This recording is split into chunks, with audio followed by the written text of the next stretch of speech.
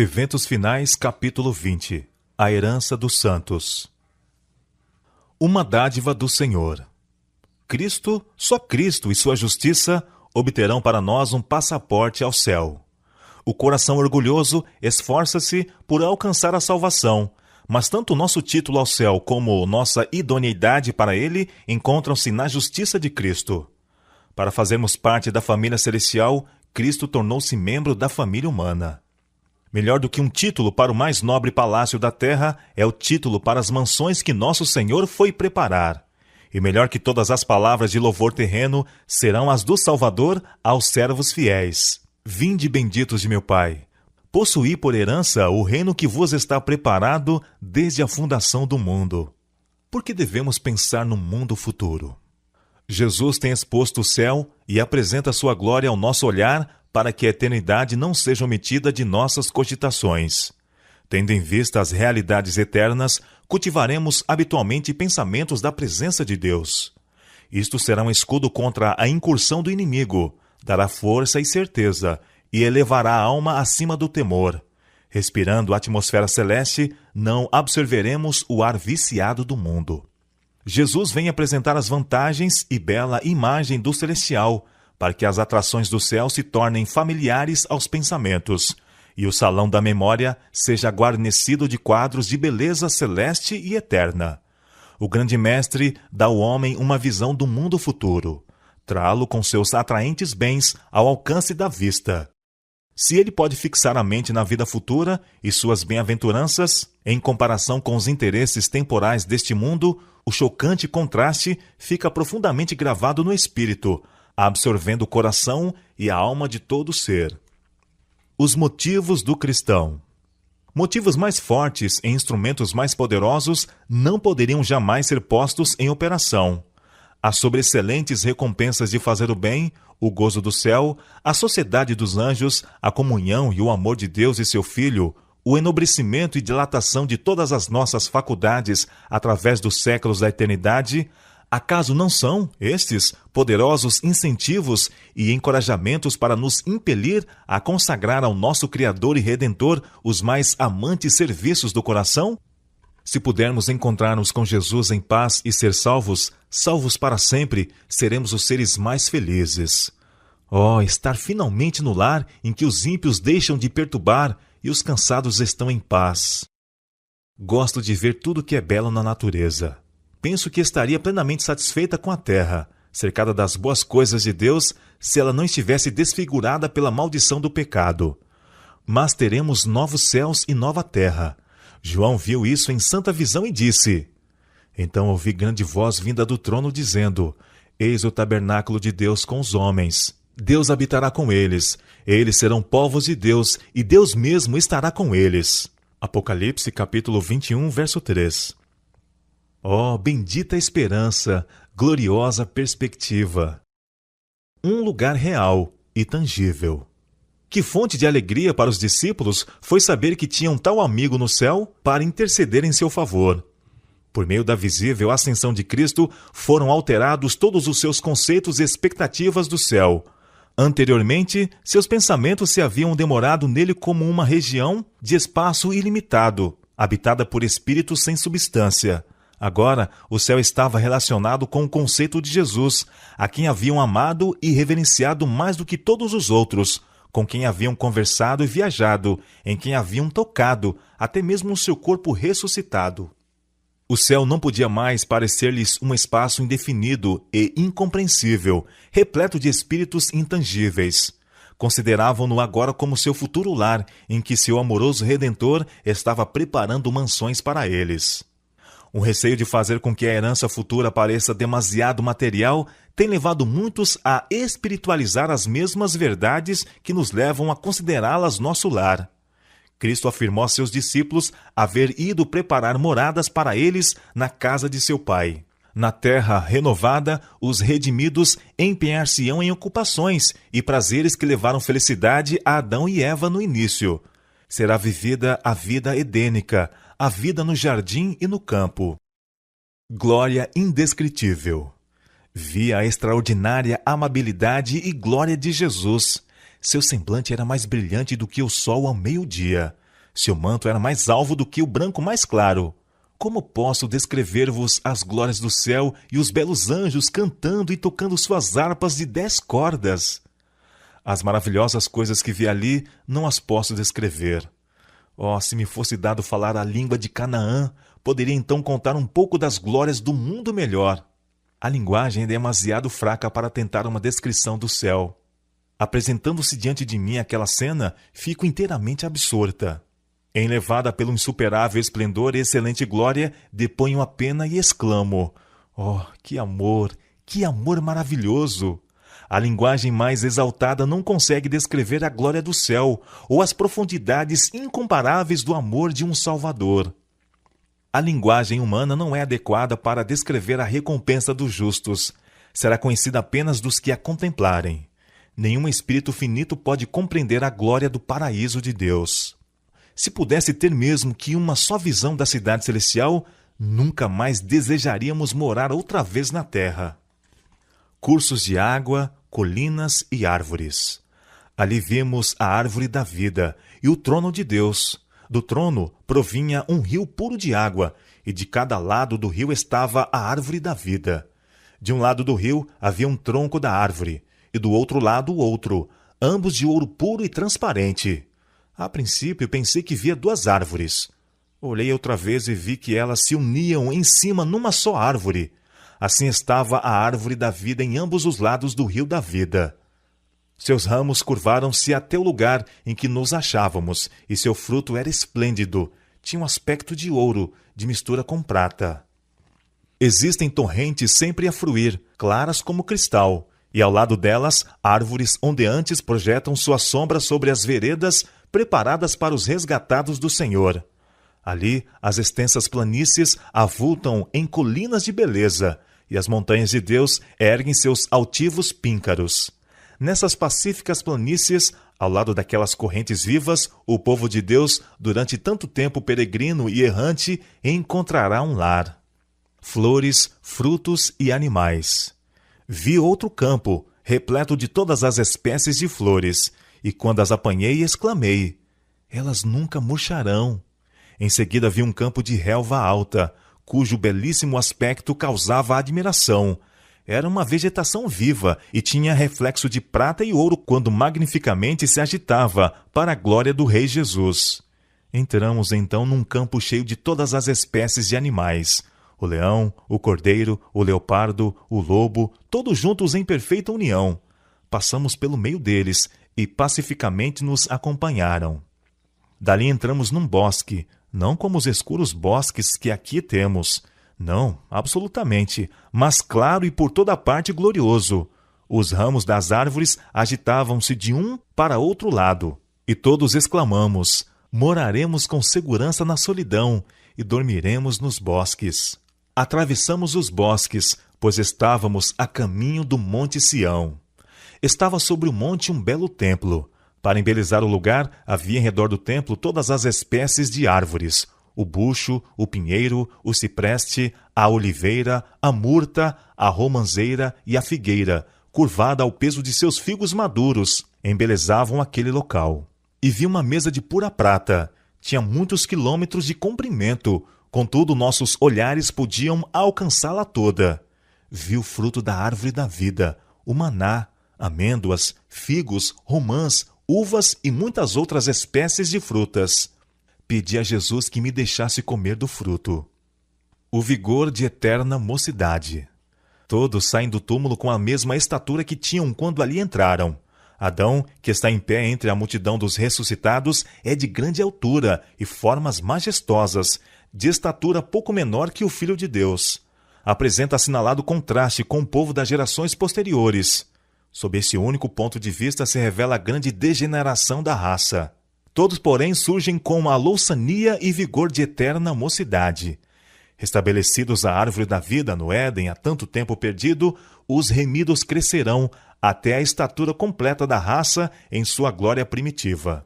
Se Adão, ao ser criado, não houvesse sido dotado de 20 vezes maior força vital do que os homens possuem agora, a humanidade, com seus presentes métodos de vida, que constituem uma violação da lei natural, já estaria extinta.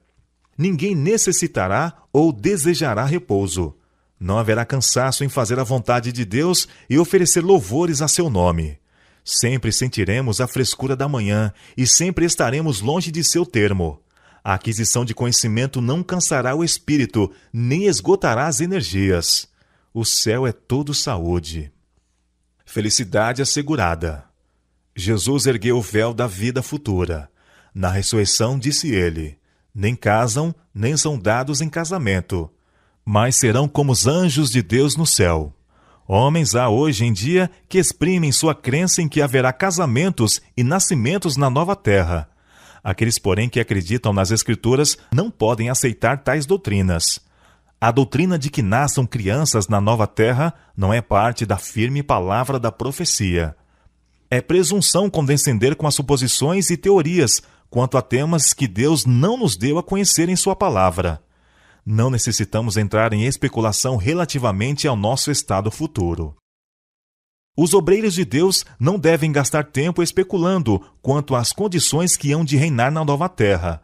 É presunção ocupar-se com suposições e teorias relativamente a assuntos que o Senhor não revelou. Ele tem tomado todas as providências para nossa felicidade na vida futura, e não nos compete especular quanto a seus planos a nosso respeito. Não devemos calcular as condições da vida futura pelas desta vida. É preservada a identidade dos remidos. A ressurreição de Cristo era um símbolo da final ressurreição de todos quantos nele dormem. O semblante do Salvador ressuscitado, sua maneira, sua linguagem, tudo era familiar aos discípulos. Como Jesus ressurgiu dos mortos, assim hão de ressurgir os que nele dormem. Reconheceremos nossos amigos da mesma maneira que os discípulos a Jesus. Talvez haja sido deformados, doentes, desfigurados nesta vida mortal, ressurgindo em plena saúde e formosura. No entanto, no corpo glorificado será perfeitamente mantida a identidade. Ressurgirá à mesma forma, mas estará livre de doenças e de todo defeito. Ela torna a viver, tendo as mesmas feições individuais, de modo que os amigos reconheçam uns aos outros. Ali conheceremos como também somos conhecidos. Ali, o amor e simpatia que Deus plantou na alma encontrarão mais verdadeiro e suave exercício. Tez rosada e vestimenta de luz. Quando saiu das mãos de seu Criador, Adão era de elevada estatura e de bela simetria. Era mais de 2 vezes mais alto do que os homens que agora vivem na terra, e bem proporcionado. Suas feições eram perfeitas e belas. Sua tez não era branca nem pálida, mas rosada, brilhando com o precioso matiz da saúde. Eva não era tão alta como Adão. Sua cabeça chegava-lhe um pouco acima dos ombros. Ela também era nobre, de perfeita simetria e muito bela. Esse casal que não tinha pecados não fazia uso de vestes artificiais. Estavam revestidos de uma cobertura de luz e glória, tal como a usam os anjos. Enquanto viveram em obediência a Deus, esta veste de luz continuou a envolvê-los. A alegria de ver nossa família no céu. A cada lado do portão, vemos uma comitiva de anjos, e ao por ele passarmos, Jesus diz: Vinde, benditos de meu Pai, possuí por herança o reino que vos está preparado desde a fundação do mundo. Aqui nos diz ele que somos participantes de seu gozo. E qual é? É o gozo de ver o trabalho de vossa alma, pais. É o gozo de ver que os vossos esforços, mães, foram recompensados. Aí estão os vossos filhos, a coroa da vida está sobre suas cabeças. O maior dom de Deus é Cristo, cuja vida é nossa, pois nos foi dada. Ele morreu por nós e ressuscitou em nosso favor, a fim de que pudéssemos sair da sepultura para um glorioso companheirismo com os anjos celestiais, encontrar-nos com os nossos entes queridos e reconhecer-lhes a fisionomia, pois a semelhança com Cristo não destrói sua imagem, mas a transforma à gloriosa imagem dele. Todos os santos ligados aqui por laços familiares conhecerão ali uns aos outros. A salvação de criancinhas e de imbecis. Ao surgirem os pequenos, imortais de seu leito poento, imediatamente seguirão caminho, voando, para os braços maternos. Reencontrar-se-ão para nunca mais se separarem. Muitos dos pequeninos, porém, não terão mãe ali. Em vão nos pomos à escuta do arrebatador cântico de triunfo por parte da mãe. Os anjos acolherão os pequeninos sem mãe e os conduzirão para junto da árvore da vida. Alguns têm perguntado se os filhinhos, mesmo de pais que creem, hão de ser salvos, pois não tiveram nenhuma prova de caráter, e todos precisam ser provados, e seu caráter tem de ser determinado pela prova. É feita a pergunta: como podem as criancinhas ter este teste e prova? Respondo que a fé dos pais que creem protege os filhos, como sucedeu quando Deus enviou seus juízos sobre os primogênitos dos egípcios. Não podemos dizer se todos os filhos de pais descrentes serão salvos, porque Deus não tornou conhecido o seu propósito a respeito desse assunto, e convém que o deixemos onde Deus o deixou, e que nos demoremos em assuntos elucidados em sua palavra. Quanto ao caso de A, vós o encarais como é agora, e deplorais sua simplicidade. Ele não tem consciência do pecado. A graça de Deus removerá toda essa imbecilidade hereditária e transmitida, e ele terá uma herança entre os santos na luz. A vós o Senhor concedeu santidade mental. Pelo que diz respeito à faculdade do raciocínio, A é uma criança, mas possui também a submissão e a obediência de uma criança. Homenagem às mães fiéis. Quando se assentar o juízo e os livros forem abertos, quando o bem-estar do grande juiz for pronunciado e a coroa de glória imortal colocada na fronte do vencedor, muitos erguerão essas coroas à vista do universo reunido e, indicando sua mãe, dirão: ela me fez tudo quanto sou mediante a graça de Deus. Seus ensinos, suas orações foram abençoados quanto à minha salvação eterna. Os anjos de Deus imortalizam o nome das mães cujos esforços ganharam os filhos para Jesus Cristo. A recompensa do ganhador de almas. Quando os redimidos estiverem perante Deus, responderão ao chamado preciosas almas que ali estão por causa dos fervorosos e perseverantes esforços feitos em seu benefício, e das súplicas em intensa persuasão para que fujam para a fortaleza. Dessa forma, os que neste mundo têm estado a cooperar com Deus receberão a sua recompensa. Quando os portais daquela linda cidade lá do alto se revolverem nos seus luzentes gonzos e nela entrarem as hostes que observaram a verdade, coroas de glória ser-lhes-ão colocadas sobre a cabeça, e eles atribuirão a Deus honra, glória e majestade. E naquela ocasião alguns se aproximarão de vós, dizendo: não fossem as palavras que me proferistes bondosamente, não fossem vossas lágrimas, súplicas e diligentes esforços, e eu nunca teria visto o rei na sua formosura. Que recompensa é essa? Quão insignificante é o louvor de seres humanos nesta vida terrena e transitória, em comparação com as infinitas recompensas que estão reservadas aos fiéis na futura vida imortal. Nossos traços de caráter não se alterarão. Se quereis ser santos no céu, precisais ser primeiro santos na terra. Os traços de caráter que acalentais na vida não serão modificados pela morte ou pela ressurreição. Saireis da sepultura com a mesma disposição que manifestastes em vosso lar e na sociedade. Jesus não altera o caráter em sua vinda. A obra de transformação tem de ser efetuada agora. Nossa vida diária está determinando o nosso destino. Precisamos arrepender-nos dos defeitos de caráter, vencê-los pela graça de Cristo e formar um caráter simétrico nesse período de prova, a fim de que sejamos habilitados para as mansões lá do alto. A calma e afetuosa atmosfera do céu. A paz e a harmonia das cortes celestiais não serão perturbadas pela presença de alguém que seja rude ou indelicado. No céu tudo é nobre e elevado. Todos buscam o bem e a felicidade dos outros. Ninguém se importa e preocupa consigo mesmo.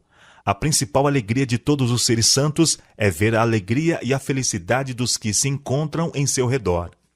Parecia-me estar ali onde tudo era paz, aonde não podiam chegar os turbulentos conflitos terrestres. O céu, um reino de justiça em que se congregam todos os santos, puros e bem-aventurados, milhares de milhares e milhões de milhões, vivendo e andando em ditosa e pura intimidade, louvando a Deus e ao Cordeiro assentado sobre o trono. Suas vozes estavam em perfeita harmonia. Eles nunca fazem algum mal uns aos outros. Príncipes do céu, os potentados desse vasto domínio apenas são rivais no bem, buscando a felicidade e a alegria uns dos outros. O maior ali é o menor no amor próprio, e o menor é o maior em sua gratidão e profundidade. Ali não há tétricos erros para obscurecer o intelecto. A verdade e o conhecimento, claros, vigorosos e perfeitos, têm afugentado todas as dúvidas, e nenhum laivo de dúvida lança sua funesta sombra sobre os seus ditosos habitantes. Vozes contenciosas não perturbam a suave e perfeita paz do céu. Seus habitantes não conhecem tristeza, desgostos e lágrimas. Tudo está em perfeita harmonia, em perfeita ordem e perfeita felicidade. O céu é um lar em que a simpatia está viva em todo o coração e é expressa em cada olhar. Ali reina o amor. Não há elementos dissonantes, nenhuma discórdia, contenda ou guerra de palavras. Não haverá tentação e pecado. Nenhuma árvore da ciência do bem e do mal oferecerá oportunidade para a tentação. Não haverá ali tentador, nem possibilidade para o mal.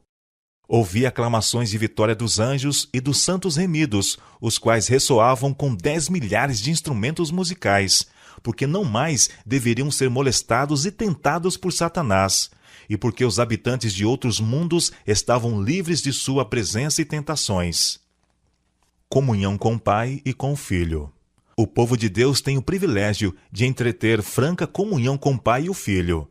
O conheceremos face a face, sem um véu obscurecedor de permeio.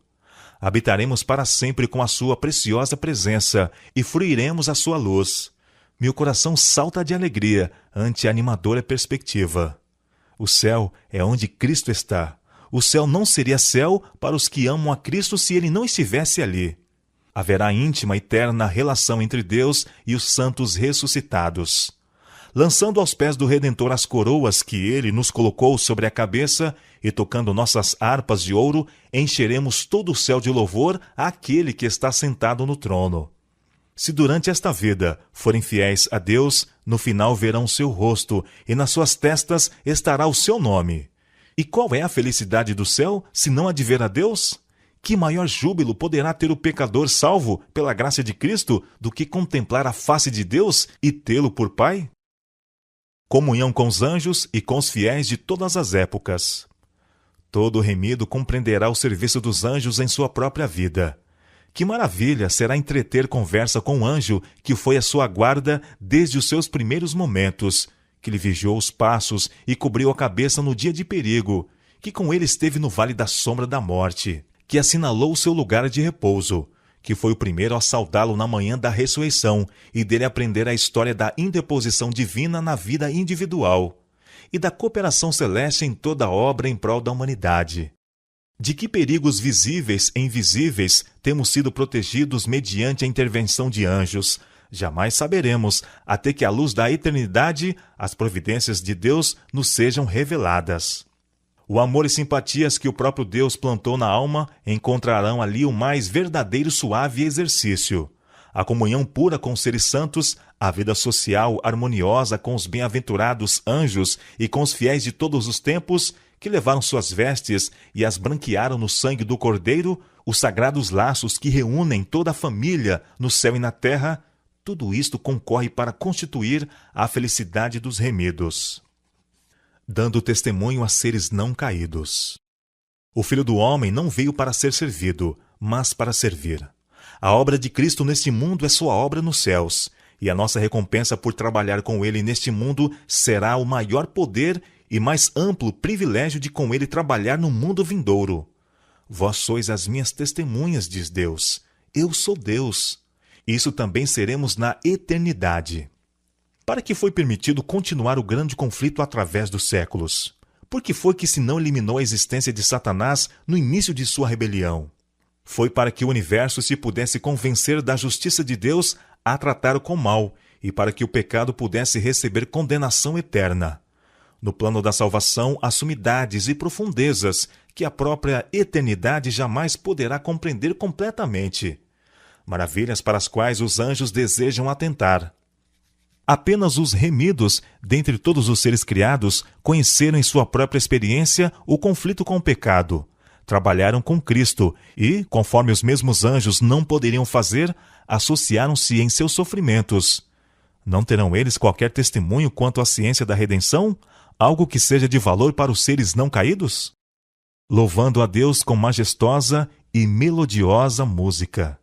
Haverá ali música e cânticos que ouvidos mortais jamais ouviram, nem o espírito humano concebeu.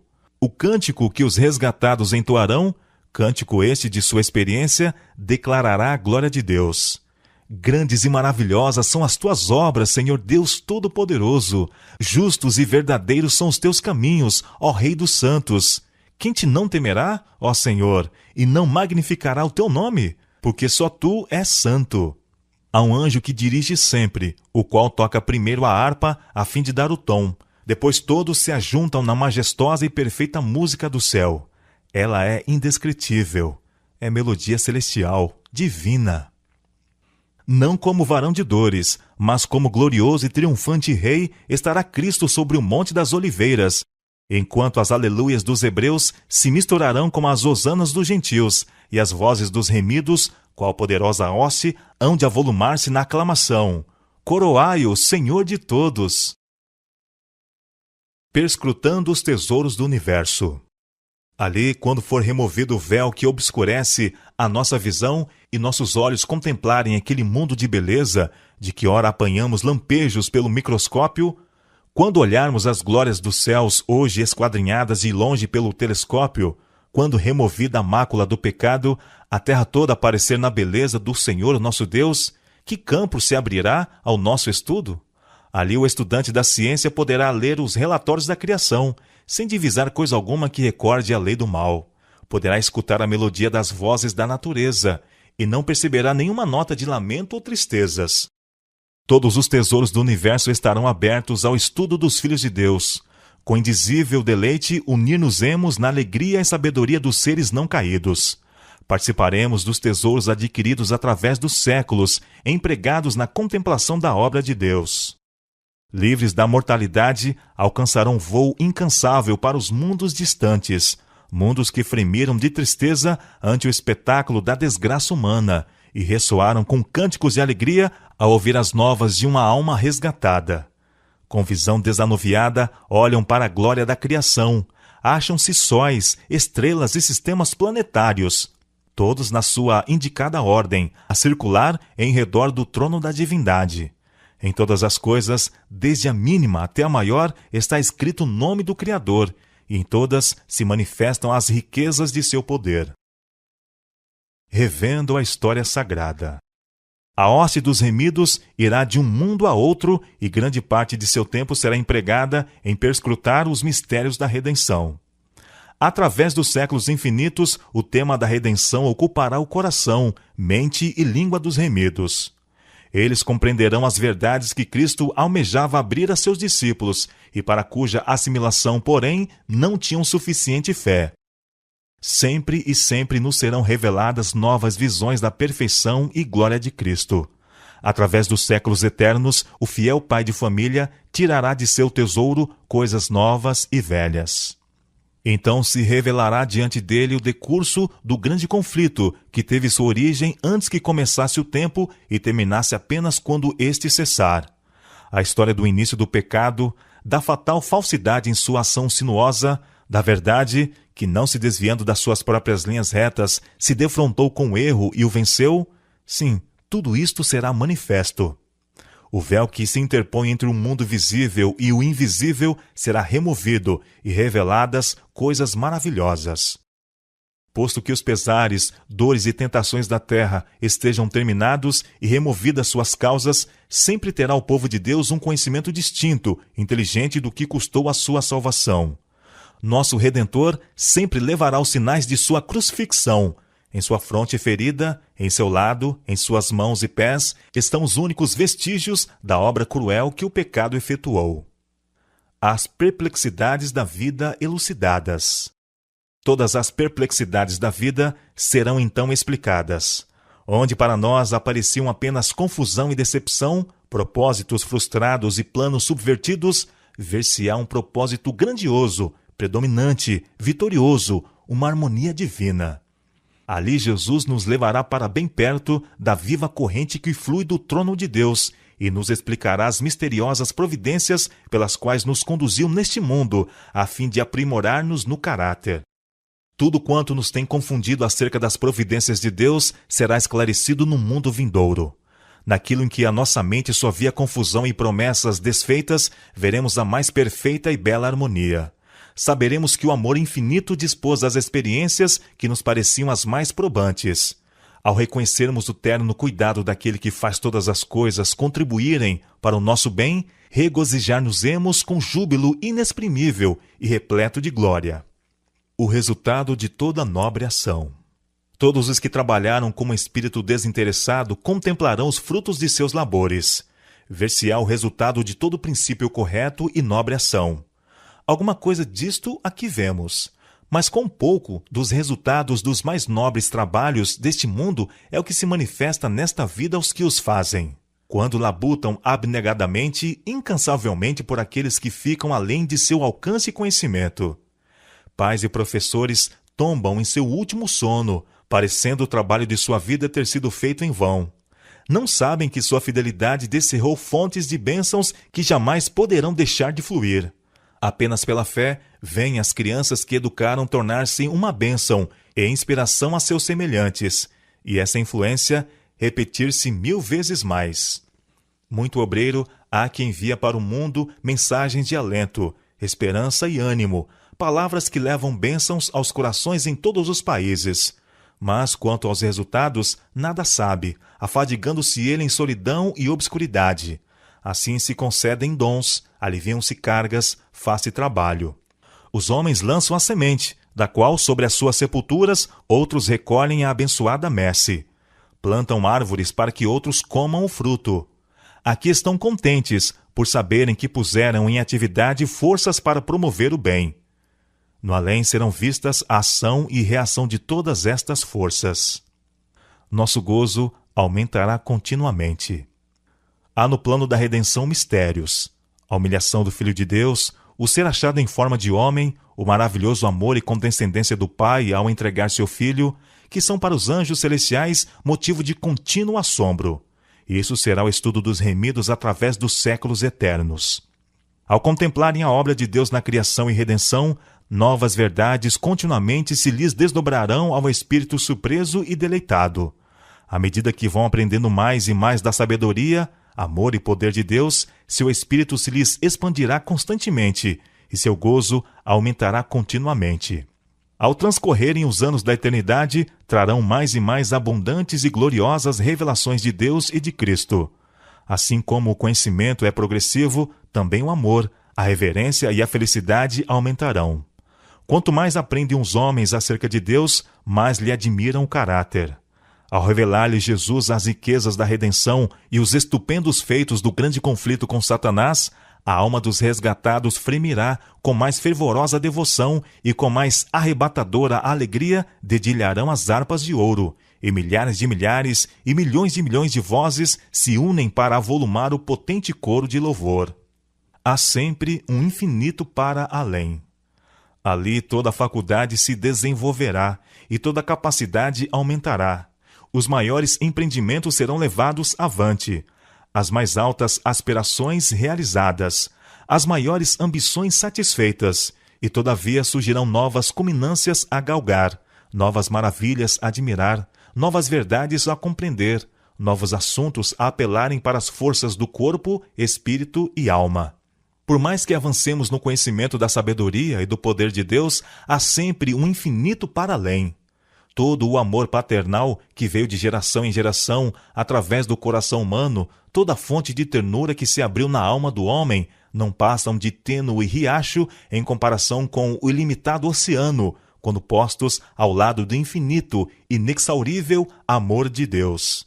A língua não o pode exprimir, nem a pena é capaz de o descrever. Podeis meditar nele todos os dias de vossa vida. Podeis esquadrinhar diligentemente as Escrituras a fim de compreendê-lo.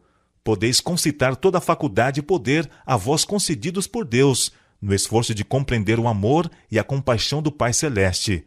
E todavia existe um infinito para além. Podeis estudar por séculos esse amor. Não obstante, jamais podereis compreender plenamente a extensão e a largura, a profundidade e a altura do amor de Deus em dar seu Filho para morrer pelo mundo. A própria eternidade nunca o poderá bem revelar. Todo o universo declara que Deus é amor. O grande conflito terminou. Pecado e pecadores não mais existem. O universo inteiro está purificado. Uma única palpitação de harmonioso júbilo vibra por toda a vasta criação. Daquele que tudo criou, emanam vida, luz e alegria por todos os domínios do espaço infinito. Desde o minúsculo átomo até o maior dos mundos, todas as coisas, animadas e inanimadas, em sua serena beleza e perfeito gozo, declaram que Deus é amor.